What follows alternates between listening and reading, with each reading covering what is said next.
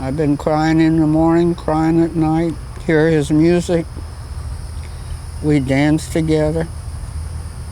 We get out here, and he had his radio under the swing over there. And he said, oh, got a good one on here, come here. No, we dance. Well, when did you meet Emmett? He joined my dad's show, Sideshow. He worked for my dad. And he did good because he talked on the front, got a good salary. I was still getting 50 cents a night. Oh, yeah. We're out of film. Emmett and I came up the hard way. He was the one that had it rough. What was, say that again? Emmett, he had a hard life. And why did he join the show? He was adopted. His dad died from Florida. He was born in Punta Gorda, Emmett was, right here in Florida. Old Florida Crocker. But he took him on the road. He wanted to see if he could make money with Emmett.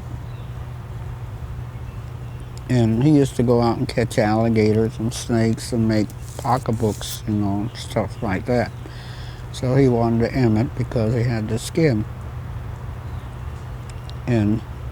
But his mother, when he was little, his mother did everything trying to get that skin off of him, you know. Even called the doctor, it was there, and nothing could be done, you know. There's a name for it, you know. Medical name for that skin. You didn't know that, did you? Did you ever hear of ichthyosis? That's what Emmett had. What did you think of Emmett when you first met him? Well, you see how young he was in here? Good looking. I didn't look at his body. No way. I always looked at his face and the way he looked at me, and it was love at first sight, I guess. But you knew Emmett was the one? Mm-hmm. Yeah, he came and got me. Rogers brought him to winter quarters, Augusta, Georgia. Johnny J. Jones winter quarters. You know, they had a winter quarters on there. And he came and crawled all over that garbage and everything. And I threw things out there to him, you know. And here, see, there's a trailer here, and my trailer here. Carl lost his trailer right there. So every time I take a dog, I says, come on, you want to go to the bathroom, come on. And that's when I take a bag and throw it over the fence there to Emmett, over the garbage. Never forgot that. So, anyway, I take another. I had 5 Pekingese. Couldn't take them with me because they would bark, you know, wake Carl and Francis up. And then they'd say, where you going? Get back over here, you know. But we fooled them. You snuck out? Mm-hmm. And Rogers had the what do you call it? Just the piece up waiting. Oh, midnight. Got married. You eloped. Mm-hmm. What did Emmett say when he proposed to you? He did that before he was fired from Carl Lawson's Sideshow. He said, would you like to get married? I said, well, what are you going to do with me? It's like that. I said, I don't want to work no pits. I had enough pits years ago. He says, oh, we're going on a circus. I said, you move every day, huh? He says, I guess so. I'm not there yet. But Rogers, while he was loading all the bags in the cab, taxi cab, then the cab went over there and they moved everything in the limousine, Rogers' limousine. That's how we eloped. Everything was hush-hush. Midnight, Carl was sound asleep and his wife, Frances. Never knew until the next day. And they asked Audrey, the sword box girl, is Priscilla there? No, she left. She gave me some pills, which I didn't. She gave me some pills, sleeping pills, so I wouldn't know where she went.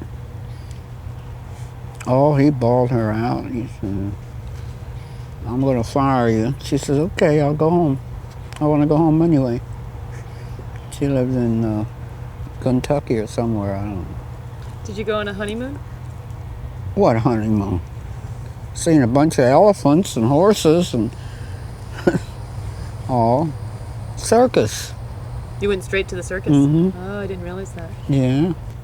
Carl came out there with a gun looking for us. Yeah. Emmett would have been shot. But we were married in 1938. Yeah. Had our little girl in 39.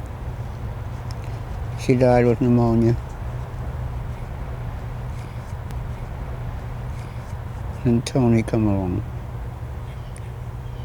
We adopted, but we never tell anybody, you know, adopted Tony. Because I miss my daughter so much, the little baby. She was beautiful. She had long curly hair. So then after that, you and Emmitt, were you attractions together? You joined forces, right? Together, sure. Wherever we worked, it was Emmitt and I, strangest married couple. We were called. Yeah. Did you have a good marriage? I guess so. All these years from 1939, well, yeah, 38, 1938.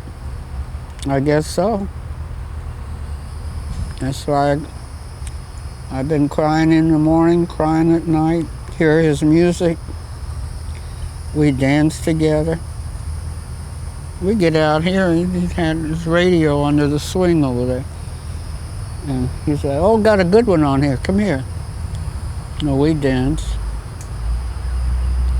In the wedding, is the wedding picture, or the 50th anniversary is not here, is it? That's not the book. Let's wait just a second till this goes by. Priscilla, you used to kid Emmitt that you were gonna shave, right? Mm-hmm. Says, if you shave, I'll disown you. I says, I'm going to shave, I'm going to dye my hair blonde, and I'm going to look pretty. Says, well, you can't look any prettier than you are. You're not going to do that or I'll disown you. I said, okay, I won't do it. So I didn't, till I retired. The last year on the road, he was still working. And I said, I'm going to do it when I get home. He said, well, it's up to you, honey. The house is paid for, the property's all paid for, everything is paid for. You can do whatever you want to. We'll go and live on an easy street. He was a love, fun man. He never looked, well, he looked at the women, but I was his one and only. One and only. That's true.